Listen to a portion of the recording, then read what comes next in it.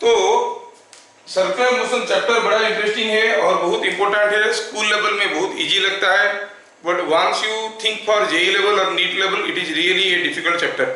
काफी चैप्टर है, जैसे फ्रिक्शन स्कूल लेवल में काफी इजी है, कुछ नहीं है। फ्रिक्शनल फोर्स बोलने से दिमाग में म्यू एम जी आता है, उसके अलावा कुछ आता ही नहीं है ना। तो जेई लेवल में देखेंगे चीजें बहुत डिफिकल्ट बन जाते हैं। न्यूटन्स लॉ हम लोग देख लिए, स्कूल लेवल में कितना इजी है, फर्स्ट लॉ पे तो कोई न्यूमेरिकल है ही नहीं, जबकि हम लोग 4 से 5 क्लास लिए खाली न्यूटन्स फर्स्ट लॉ पे related to centre of mass and all these things, कैसे मूवमेंट हो रहा है, क्या हो रहा है। तो इसीलिए मैं कोशिश कर रहा हूँ कि आपको सारा चीज ठीक ठाक खींच के लूँ। आप लोग थोड़ा कोऑपरेट करोगे तो सिस्टम बहुत बढ़िया चलेगा, ठीक है। तो सेंट्रीपिटल फोर्स निकालने का जैसे हम लोग अभी स्कूल वाला मेथड देखे थे, अभी मैं आपको एक दूसरा मेथड बताता हूं। चलो देखते हैं smart method to find, smart method to find microphone of centripetal acceleration. समझा दूंगा, ज्यादा डिटेल्स में नहीं लिखूंगा। सपोज कोई चीज सर्कुलर पाथ में घूम रहा है और मान लो कि वो यहां पर था, कुछ वेलोसिटी v1 में जा रहा था जो कि v है, वेलोसिटी v1 है लेकिन उसका मैग्नीट्यूड v है, ठीक है। जब वो यहां पर आया उसका वेलोसिटी v2 है और मैग्नीट्यूड v है। सपोज वो यहां से यहां तक गया है, यहां से यहां तक गया है इन टाइम ऑफ से क्या dt सेकेंड्स। जब वो यहां पर था उसका पोजीशन वेक्टर चलो मानते हैं r1 था, जब वो यहां पर था पोजीशन वेक्टर r2 था और वो थीटा घूम गया। And considering A small time, let it moves from A to B in a small time dt. So theta is small. When theta is small, आप क्या कहोगे बताओ? ये जो कर्व है, कोई भी कर्व का छोटा सा सेक्शन हरदम स्ट्रेट लाइन होता है, मतलब AB will be almost a straight line. Now let us see these two triangles. पहला ट्रायंगल देखते हैं R1 R2 वाला, मैं ड्रॉ करके दिखाता हूं। ये R1 वाला ट्रायंगल है, ये R2 है, दोनों का वैल्यू R है। These are the position vectors. What is the displacement? A से B तक गया है, हम जानते हैं कि the arc length will be looking like a straight line, तो यहां से यहां पर गया है, ये हो गया displacement, call it ds. This is the displacement in dt seconds. और how you correlate by triangle law? R1 plus ds is equal to R2. R1 plus ds is equal to R2, मतलब ds क्या हो गया? R2 minus R1, ठीक है। चलो देखते हैं क्या हो रहा है वेलोसिटी के साथ। वेलोसिटी पहले था v1 जिसका मैग्नीट्यूड था v, एक्सक्यूज मी, मैग्नीट्यूड था v, ये v1 था, इसका मैग्नीट्यूड था v। अभी देखना है कि v2 कैसा है। v1 और v2 में क्या एंगल है, थोड़ा देखो तो v1 और v2 में एंगल देखेंगे तो मैं इसको यहां से थोड़ा मिटाता हूं ताकि आपको दिखेगा। ये v1 है, ये है v1 का डायरेक्शन, ये है v2 का direction. What is this angle? You know this angle is 90, this angle is 90, क्योंकि पोजीशन वेक्टर है along the radius, ये 180 हो गया। Sum of 4 angles of a quadrilateral is 360, मतलब this angle is 180 minus theta, this angle is also theta, मतलब v1 और v2 में ये है, ये हो गया v2, ठीक है, v2। तो ठीक है, अगर हम ये वेक्टर निकालेंगे इसको हम कहेंगे dv। What is the dv? It is v2 minus v1, है कि नहीं? जैसे क्या हुआ देखो, dv हो गया तो v1 plus dv is equal to v2, v1 plus dv is equal to v2, so dv is equal to v2 minus v1। हाँ समझ में आया। और ये एंगल कितना है? थीटा। v1 का मैग्नीट्यूड v है, v2 का भी मैग्नीट्यूड v है, मतलब this is an isosceles triangle. इसका मैग्नीट्यूड r है क्योंकि सर्कुलर पाथ में जा रहा है, इसका भी मैग्नीट्यूड r है, तो मतलब this is also an isosceles triangle. ये एंगल थीटा था, देखो तो अब ये एंगल थीटा है, ये आइसोसेलेस ट्रायंगल है, ये एंगल थीटा, ये आइसोसेलेस ट्रायंगल है। मतलब क्या हुआ, साइड एंगल साइड वाला मेथड से दोनों सिमिलर बन गए, दोनों सिमिलर बन गए। साइड एसएएस वाला मेथड तो क्लास 10 में पढ़े होगे, side angle side, side angle side, two sides and the enclosing angle between them are in the same ratio. ठीक है, तो हम क्या कहेंगे यहाँ पर, कहेंगे this by this, this by this, D V by D S, this by this is equal to क्या हो जाएगा बताओ, it will be v by एक साइड दैट इज r। हाँ, इसमें कोई दो राय नहीं। और इसको थोड़ा उल्टा करके लिख सकते हो, चाहो तो आप ऐसे कर सकते हो, इधर एक v मल्टीप्लाई कर दो, v dv by ds is equal to v square by r। आपको मालूम है कि जो एक्सीलरेशन है वो dv बाई dt होता है, चाहो तो आप इसको dv by ds into ds by dt लिख सकते हो ना। What is this ds by dt, that is equal to v, क्योंकि ds ds कैंसिल हो जाएगा, so it is same as v dv by ds, ये आपको पहले से मालूम है। तो क्या मिल गया, thus the acceleration is v square by r। देखो कोई कैलकुलेशन की जरूरत नहीं पड़ा, ये हमें मालूम है पहले से, है कि नहीं। तो the centripetal acceleration is also given by v square by r। अब इसमें एक बहुत ही इंपॉर्टेंट चीज हमें याद रखना है, क्या बताओ, ये सेंट्रीपिटल एक्सीलरेशन जो है वो क्यों हो रहा है। अब कहोगे सर वेलोसिटी बदल रहा है, नो, वेलोसिटी दो तरीके से बदल सकता है, मैग्नीट्यूड ऑफ वेलोसिटी में चेंज, डायरेक्शन ऑफ वेलोसिटी में चेंज, बोथ में चेंज, बोथ में चेंज। तो अकॉर्डिंगली यहाँ पर हम देखेंगे कि ये कांस्टेंट स्पीड में जा रहा है, मतलब only direction is changing, so when the direction of velocity changing in a circular path, speed remaining same, the acceleration is perpendicular to the velocity directed towards center। जब हम पढ़ेंगे इसके बारे में तब इसको डिटेल्स में देखेंगे, ठीक है। तो ये हो गया v स्क्वायर बाई r, ठीक है। सेंट्रीपिटल एक्सीलरेशन को हम लोग ऐसे डिराइव कर लिए। If you feel you are just like other people who are preparing for class 11, you are nowhere. If you find yourself you are different and preparing hardly for your goal, then now you are here in my class। थोड़ा सा gap इधर उधर हो जाने से हमारा interpretation और personality में काफी बदलाव आ जाता है। You are now here or you are nowhere, it is your choice। Today we shall see a very important article that is called conical pendulum। These are all applications of uniform circular motion. Uniform circular motion का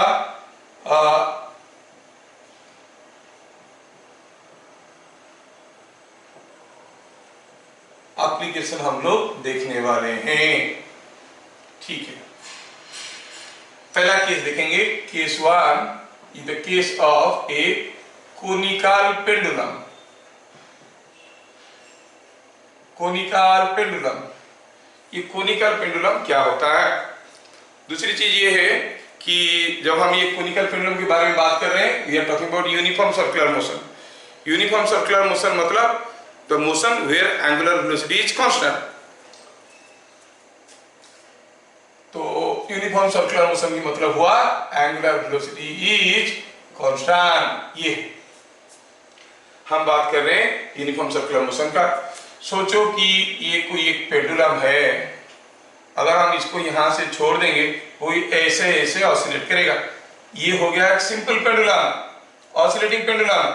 हम इस pendulum के बारे में बात नहीं कर रहे हैं, कोनिकल पेंडुलम। मतलब अगर इसको बॉब को इसे पकड़ के इसे फेंक दोगे तो ये गोल गोल गोल गोल घूमने लगेगा। You will see it is moving in a path like this. Why it is called a conical pendulum? Because the thread of this pendulum will now traverse the surface of a cone। ये ऐसे ऐसे घूमने लगेगा, कोन बनाएगा, so it is called a conical pendulum। चलो सारा data ले लेते हैं इसके बारे में।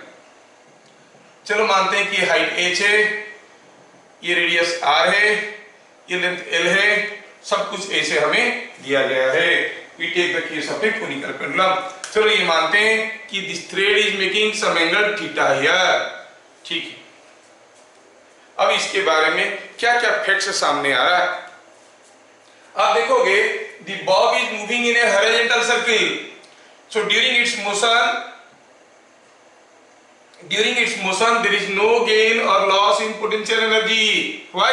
Because it is moving in a horizontal circle, so there is no gain in or loss in kinetic energy, means kinetic energy remain constant, means speed remain constant, means angular velocity remain constant। तो क्या लिखेंगे? पहला चीज, as bob moves in a horizontal circle, there is no change in potential energy, so kinetic energy remain constant।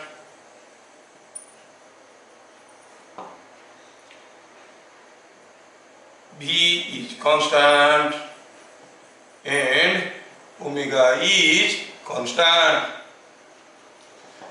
तो इसके ऊपर IIT JEE में question आ गया, जस्ट बस ऑन दी स्टेटमेंट। अब लोग सर ये स्टेटमेंट के ऊपर क्या क्वेश्चन आ गया, और ज्यादातर बच्चे इसको गलत करके आ गए। ठीक है, क्या है क्वेश्चन, चलो समझते हैं। अब ये देखो, ये घूम रहा है ऐसे सर्कुलर पाथ में, ये पॉइंट को चलो मानते हैं O, ये पॉइंट को मानते हैं point of suspension P। The question is angular velocity is constant about which axis? About O, about center O, or about P, or both? O में angular velocity constant है कि P में constant है कि दोनों में constant है? थोड़ा ऊपर से देखते हैं। ऊपर से देखेंगे तो देखेंगे कि ये ऐसा गोल गोल गोल गोल घूम रहा है, और रेडियस R है, स्पीड इसका कांस्टेंट है, तो ऑब्वियसली O में एंगुलर वेलोसिटी कांस्टेंट है। Angular velocity is constant about O, about P। चलो P में देखते हैं। P के लिए आपको थोड़ा 3D में इमेजिन करना पड़ेगा। सोचो कि ये हो गया thread, my finger tip is the point of suspension, ये हो गया थ्रेड, और ये अभी कैसे जा रहा है? ऐसे ऐसे घूम रहा है, ऐसे ऐसे घूम रहा है, ऐसे ऐसे घूम रहा है ना। अच्छा, जब वो ऐसे घूम रहा था, ऐसे जा रहा था, सोचो ऐसे जा रहा था, हम बताए थे ये कौन सा प्लेन में जाने की कोशिश कर रहा है? सोचो तो it is trying to rotate like this, है कि नहीं? ये इस प्लेन में जा रहा था। तो सोचो, आप थोड़ा इमेजिन करो, कोई चीज अगर ऐसे मूव कर रहा है, ये हो गया उसका रेडियस, तो उसका सर्किल कैसे हुआ? ऐसे ही हुआ ना। इसको सेंटर लेके सोचो, इसको सेंटर लेके सर्किल कैसे होगा? ऐसे होगा। This circle will be like this inclined, है कि नहीं? Like this inclined. ध्यान रखो, जब ये ऐसे घूम रहा था, जब इधर से जा रहा था v वेलोसिटी में, हम अगर कहेंगे p को सेंटर लेके सोचा जाए तो कैसे सोचेंगे? ये ऐसे आ रहा है कोई चीज, ये सेंटर है, तो कैसे घूमेगा? सेंटर है ना, सेंटर पे ऐसे ऐसे घूमेगा। So the circular path is inclined, this is radius, this is the centre, this is the radius. How is the circle? टेढ़ा सर्किल है ऐसे। अच्छा, जब ये ऐसे घूम रहा था, what is the direction of angular velocity? Direction of angular velocity was like this. क्योंकि डायरेक्शन ऑफ एंगुलर वेलोसिटी कैसे निकालते हैं? When you close your right hand fist with your thumb being open, if your fingers indicate the direction of circulation, thumb indicates the direction of angular velocity along the axis। तो जब ये ए से जा रहा था, एंगुलर वेलोसिटी ओमेगा और are का product है ना, बी जो होता है ओमेगा और आर का प्रोडक्ट होता है। तो ओमेगा कैसे हुआ यहाँ पे? इसको ऐसे करो, डायरेक्शन हुआ ऐसे। So angular velocity is perpendicular to the circle. जब वो घूम के इस पोजीशन में आ गया, तब सोचो ये ऐसे हो गया। That means direction of angular velocity is continuously changing. Is it a uniform circular motion? No. Angular velocity about O is constant, but about P is not constant। आपको ये 3D इमेजिनेशन दो पेन लेके इसे try करके समझना पड़ेगा। How is the 3D imagination here? आप देखोगे एंगुलर वेलोसिटी O में कांस्टेंट है, P में कांस्टेंट है। यही एग्जैक्ट क्वेश्चन आया था IIT में, जेईई एडवांस की बात बता रहा हूं। क्या आया था? Angular velocity constant about O, about P constant about both. बच्चे देख लिए कि डिस्टेंस कांस्टेंट है, स्पीड कांस्टेंट है, तो P में भी कांस्टेंट है, O में भी कांस्टेंट है बोल दी, जबकि angular velocity is a vector. इधर क्लियर? तो ध्यान से देखना, हम क्या कहेंगे? here angular velocity about O is a constant, but angular velocity about P, the point of suspension, is constant in magnitude, but changes direction. So omega P is not constant. Omega about point P is changing. Magnitude constant है, direction बदल रहा है। तो हम लोग अभी दो point देखें। तो ये कोनिकल पेंडुलम में हो क्या रहा है, कोई चीज सर्कुलर पाथ में घूम रहा है, रेडियस आर का, और चलो मानते हैं इसका मास वगैरह दिया हुआ है और डाटा सब दिया हुआ है, ये एच है, ये आर है, ये एल है। चाहो तो आप इनको कोरिलेट भी कर सकते हो, कह सकते हो कि H is equal to L square minus R square whole tower, हम लिख दिए हैं, इस रिलेशन सबको मालूम है। चलिए इसके बारे में और भी इंपोर्टेंट पॉइंट्स डिस्कवर करते हैं। You find very interesting things here. Now I want to go for the free body diagram of the bob. If I want to see the free body diagram of the bob, but before that I want to establish a relationship between h, r, l and theta. Can you tell me here what is tan theta? Obviously tan theta is h by r। मैं जो दे रहा हूँ book में सारा चीज नहीं है, ध्यान से देख लेना। And many people create many confusions, ठीक है। मैं देखता हूँ कि काफी लोग उल्टा पुल्टा कंफ्यूजन करके छोड़ देते हैं बच्चों को, और बच्चे भी लाइक मारते जाते हैं। tan theta is h by r, ठीक है। ये एक इक्वेशन बना, इसको याद रखते हैं, बाद में काम में लगाएंगे। Bit number 2, if I go for the free body diagram of the bob, free body diagram में हम क्या दिखाएंगे, what we have to show, we have to show all external forces and the centrifugal force.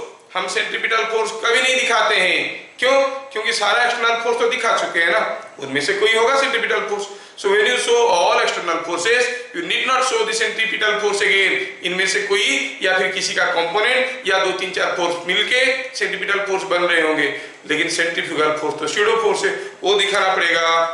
तो centrifugal force क्या क्या दिखाएंगे, एक हो गया टेंशन T, दूसरा हो गया उसका वेट mg, और क्या हो गया, और हो गया सेंट्रीफ्यूगल फोर्स जो कि directed away from the centre. ये O की चारों तरफ घूम रहा है, it will be directed away from the centre. So you clearly see the centrifugal force is a centrifugal force is, आप mv स्क्वायर बाय r लिखो, m ओमेगा स्क्वायर r लिखो, centrifugal force is directed away from centre O। ऐसे करके हम लोग देख लिए। अब फ्री बॉडी डायग्राम में सारा एक्सटर्नल फोर्स के साथ साथ हम स्यूडो फोर्स को दिखा चुके हैं, सारा एक्सटर्नल फोर्स के साथ साथ स्यूडो फोर्स को दिखा चुके हैं। हम क्या कहेंगे, कहेंगे कि अब we can apply all conditions of equilibrium. हम तो न्यूटन सेकंड लॉ में ही पढ़ चुके हैं। कोई भी एक्सीलरेटेड बॉडी का फ्री बॉडी डायग्राम में उसके ऊपर जितने सारे एक्सटर्नल फोर्स आ रहे हैं उसके साथ अगर हम स्यूडो फोर्स को दिखा देते हैं, we can see we can apply all conditions of equilibrium, sigma f(x)0, sigma f(y)0, Lami's theorem, हाँ मेथड ऑफ मूवमेंट्स, सब कुछ sigma mp is equal to 0 वो सारा दिखा सकते हैं। चलिए यहाँ पर मैं एक conventional x axis y axis ले लेता हूँ और लिखता हूँ कि sigma fy is equal to 0 मुझे क्या देने वाला है, मतलब upward force must be equal to downward force. और आपको बताने की जरूरत नहीं है कि upward force is t sin theta, downward force is mg।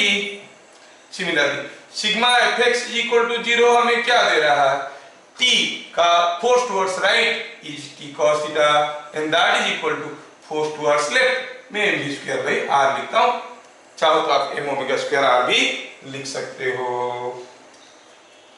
चलिए ये दोनों इक्वेशन को डिवाइड करते हैं। ये सारा इंपोर्टेंट इक्वेशन है, न्यूमेरिकल सॉल्विंग में सारा चीज मिलेगा।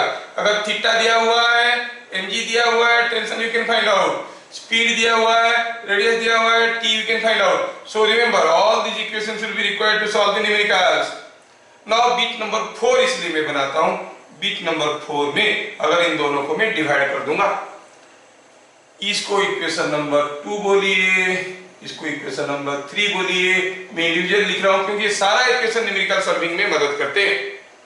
अच्छा, तो just divide equation number 2 by equation number 3। क्या मिलेगा देखिए, तो मिलेगा टी को खा गया sine theta by cos theta हो गया tan थीटा, और इधर क्या हो गया देखो तो R G tan theta T को मैं लिखने में गड़बड़ किया, टी साइन थीटा इक्वल, ठीक है tan theta is equal to क्या हो गया, tan थीटा इज में एक्चुअली जो कन्वेंशनल है बुक में जो दिया है ना, उसमें ये एंगल को थीटा नहीं लिया, ये एंगल को थीटा लिया है। थोड़ा आपको आसान करने के लिए मैं ये एंगल को थीटा ले लेता हूं ताकि आप बुक के साथ कोई कॉन्फ्लिक्ट ना हो जाए। कोई चेंज नहीं होगा, थोड़ा सा खाली मैं फिगर जो थीटा लिखा था, थीटा का पोजीशन बदल देता, मतलब ये tan थीटा है, तो आपको बुक के फॉर्मूले के साथ मैच करता हुआ मिलेगा। अब tan थीटा क्या हो जाएगा देखो तो r/h, अभी ये क्या है, ये r है, ये r है, ये h है, tan थीटा हो जाएगा p/b। तो थोड़ा सा बदलाव किया, कोई गलती नहीं है, just different way of writing, changing the value of theta. ठीक है, नाउ t cos थीटा ये हो जाएगा mg। अब ये क्या हो जाएगा, अपर कंपोनेंट t cos थीटा और horizontal component t sin theta. तो क्या होगा, आपको वेरी एक कन्वीनियंट फॉर्मूला मिलने वाला है। इक्वेशन 3 बाई इक्वेशन 2 कर लीजिए, दिस बाई दिस कर लीजिए। पहला वाला गलत नहीं था, खाली बुक के साथ टैली करने के लिए, सिंक्रोनाइज करने के लिए मैं थीटा का पोजीशन बदल दिया हूं। अब इसके बाद इसके कर लीजिए, sin theta by cos theta हो गया tan theta, mv² by r by mg मिलेगा v² बाई rg। तो if a conical pendulum is moving in a circular path with speed v and radius r, what angle the thread makes with the vertical, that is to be found from this equation। ये beat number 4 हो गया, ये हो गया equation number 4। तो अभी तक हम लोग 4 इक्वेशन देख चुके हैं और ये सारा इक्वेशन को यूज करके एक बहुत ही इंपॉर्टेंट इक्वेशन हम लोग डेवलप करने वाले हैं। ठीक है, तो बिट नंबर 4 तक हमें ये सब चीज समझ में आ गया। क्या आया समझ में, क्या आया कि tan theta is v² by rg। अब बिट नंबर 5 को देखते हैं, क्योंकि फिगर को थोड़ा दिखाना है, तो यहाँ पे बिट नंबर 5 बनाता हूं। बिट नंबर 5, अभी हम इक्वेशन 1 और इक्वेशन 4 को कंपेयर करेंगे। कंपेयरिंग इक्वेशन 1 एंड 4, क्या मिल रहा है, tan थीटा इज r/h, इधर v² by rg is equal to r/h, नहीं, अच्छा v² by rg is equal to r/h, और हमें तो मालूम है कि v is equal to omega, यह हमें पहले से मालूम है, डाल देंगे omega by r² by rg is equal to r/h। इससे क्या मिलेगा, ओमेगा का वैल्यू देखो तो g/h का रूट ओवर। कितना इंटरेस्टिंग है, ये कितना एंगुलर वेलोसिटी में घूम रहा है, किसी दूसरे चीज के ऊपर डिपेंड नहीं कर रहा है। It depends only on the height of point of suspension from the centre of circle. H he decide कर लेगा कितना मास का है, कितना लंबा थ्रेड है, कितना बड़ा सर्किल में घूम रहा है, उससे कोई मतलब नहीं। अगर आपको किसी तरह से पॉइंट ऑफ सस्पेंशन का distance from the centre of the circle पता चल गया, तो ओमेगा हो गया root over of g/h। It's a very hidden result coming out. We have discovered that omega depends only on the distance between the height of the point of suspension and the center of the circle। ये बड़ा interesting चीज हुआ, बहुत ही एक important चीज हो गया। मतलब अगर यही चीज को हम अगर थोड़ा दूसरे तरीके से देखेंगे कि सपोज हम कहेंगे कि यहाँ पे दो पेंडुलम मान लो सर्कुलर पाथ में घूम रहे हैं। मान लो कि ये एक पेंडुलम है, ऐसा बड़ा वाला सर्किल में घूम रहा है, ये एक छोटा पेंडुलम है, छोटा वाला सर्किल में घूम रहा है, and they are moving in concentric circles। Two pendula are moving in concentric circles, ठीक है, और suspended from the same point। Example, two pendulums pendulums को आप प्लूरल को पेंडुला बोलते हैं। Are suspended from a common point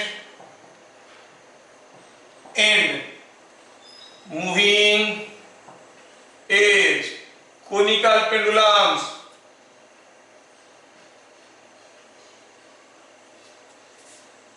in concentric circles। चलो ये पेंडुलम नंबर 1 है, ये पेंडुलम नंबर 2 है। What is ratio of their angular velocities, angular velocities. कितना इंटरेस्टिंग है, देखो यहाँ पर दोनों का मास अलग अलग है, दोनों का रेडियस अलग अलग है, दोनों का थ्रेड लेंथ अलग अलग है, लेकिन एज तो सेम है। ठीक है ना। जैसे हम लोग सारे अपनी फिजिकल, मेंटल, सोसाइटल, फाइनेंशियल सारे स्टेटस में एक दूसरे से अलग है, लेकिन एटीट्यूड एक है, गोल पहुंचना है। जेई हो या नीट हो, गोल पे पहुंचना है। So height of our attitude is same. So दोनों ही केस में आपको एच बराबर मिल रहा है, तो आंसर क्या होगा? Omega is root over of G by H. So omega 1 is equal to omega 2। कोई डाटा देने की जरूरत नहीं है। ठीक है, ये हो गया बहुत ही इंपॉर्टेंट आर्टिकल। कोनिकल पेंडुलम का थ्योरी यहाँ पे खत्म होता है। अब हम कोनिकल पेंडुलम का एनालोगस एक सिस्टम बनाने वाले हैं। ठीक है, एनालोगस एक सिस्टम बनाने वाले हैं। ठीक है, कोनिकल पेंडुलम हम लोग केस 1 में देखें। केस 2 में हम लोग देखेंगे एक दूसरा केस। क्या है? केस 2। केस 2 में क्या देखे? A small mass moving in a horizontal circle inside a hemispherical ball। Hemispherical bowl के अंदर कोई छोटा मास घूम रहा है। क्या केस है? इस केस में ये पेंडुलम ऐसे ऐसे घूम रहा था, ठीक है ना, और ये रेडियस था r, ये लेंथ था l, ये एंगल था थीटा, हम लोग ऐसे अस्यूम किए थे, और ये मास m था। यहाँ पर क्या बताओ? यहाँ पर एक हेमिस्फेरिकल बाउल है, हेमिस्फेरिकल बाउल है, और देखोगे इस बाउल के अंदर अगर हम कोई चीज को छोड़ देंगे, मान लो ये इसका रेडियस कैपिटल r है, अगर यहाँ पर कोई चीज को छोड़ देंगे वो फिसल के ऐसे ऐसे जाएगा, लेकिन हम बोलते नहीं, बाउल के अंदर इसको फेंक दिए तो ये हॉरिजॉन्टली एक सर्कुलर पाथ में घूमने लगा। You must be able to imagine, I cannot show it a 3D figure। ये r रेडियस की सर्किल में घूम रहा है, जैसे वो डेथ व्हील होता है ना, गाड़ी लेके वो घूमते रहता है हॉरिजॉन्टल सर्किल में, वैसे ये हॉरिजॉन्टल सर्किल में घूम रहा है। अब जब ये घूम रहा है अंदर, चलो देखते हैं इसके ऊपर क्या क्या फोर्स आ रहा है और इसके ऊपर क्या क्या फोर्स आ रहा था। इसके ऊपर आ रहा था सेंट्रीफ्यूगल फोर्स, वेट और एक टेंशन, ये था mv²/r, ये था mg। इसके ऊपर क्या क्या फोर्स आ रहा है? इसके ऊपर भी सेंट्रीफ्यूगल फोर्स mv²/r, एक mg, और जहां पर आ रहा था t, यहां पर आएगा normal reaction. Normal reaction means normal to the surface, normal to the surface means passing through the centre, क्योंकि स्फेरिकल है ना, so you say it is normal reaction n। देखो बस क्या है, t की जगह n है, और अगर आप इसको ये एंगल को थीटा मान लोगे तो सब कुछ वही मिल जाएगा। Cases are 100% same. अगर इस केस में ये v स्पीड में जा रहा था, इस केस में भी v स्पीड में जा रहा है, ऐसे मान लेंगे। तो इसके लिए जितने सारे इक्वेशन निकाले, हर इक्वेशन में l की जगह r, क्योंकि ये डिस्टेंस कितना है, ये डिस्टेंस r है, ये डिस्टेंस r है, ये डिस्टेंस r है, l की जगह r और t की जगह n लिख देंगे, सारा इक्वेशन रिपीट हो जाएगा, सारा इक्वेशन रिपीट हो जाएगा, कोई नई चीज है नहीं। बस कंक्लूडिंग स्टेटमेंट क्या था? कंक्लूडिंग स्टेटमेंट ये था कि ओमेगा वाज क्या था? Root over of g by h। H H को हम क्या कह सकते हैं, अगर इन टर्म्स ऑफ एल कहेंगे तो एल कॉस थीटा, ऐसे कह सकते हैं, it was L cos theta. यहां पर ओमेगा क्या हो जाएगा, यहां पर ओमेगा हो जाएगा root over of G by this distance, यही तो एच है, यही तो एच है, कितना ये आर, क्योंकि ये एंगल थीटा है तो ये हो गया R cos theta. Everything is same, so there are two cases, they may ask you question like this और क्वेश्चन लाइक दिस। डरने की कोई बात नहीं, देखने में पूरा अलग लगेगा लेकिन चीजें 100% सेम है। मैं कोनिकल पेंडुलम पे क्वेश्चन पूछूं या इस पे क्वेश्चन पूछूं, आपको कोई दिक्कत नहीं होना चाहिए। आप सारा इक्वेशन इसका लिख दो, उसमें t के जगह n ले लो, l के जगह r ले लो, इसके इक्वेशंस सारे मिल गए। एवरीथिंग इज रिपीटेड हियर, ठीक है।